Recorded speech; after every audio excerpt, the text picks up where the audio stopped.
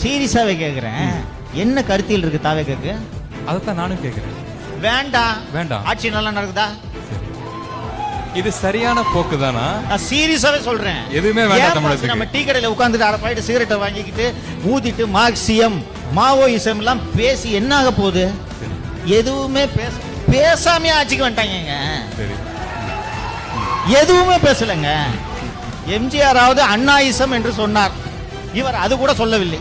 ஒன்னு திமுக, இன்னொன்னு தாவேகை தானே சொன்னாரு. இன்னொன்னு எனக்கு தெரிஞ்ச அதிகம் சொன்னது நண்பா நண்பீஸ். ஓட்டு போட்டாங்களா?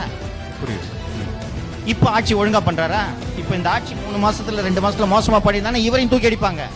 அப்ப திருப்பி திமுகவுக்கே வாக்களிக்கவும் வாய்ப்பு இருக்கிறது. ஆனால் திமுகவின் சித்தாந்தங்களுக்காக அல்ல. இந்த ஆட்சி எங்களுக்கு பிடிக்கல, உனக்கு பதிலுக்கு வாய்ப்பு தரேன் என்ற அடிப்படையில் தான் இருக்குமே தவிர சித்தாந்தங்களுக்கான காலம் முடிந்து விட்டது என்று நான் நம்புகிறேன்.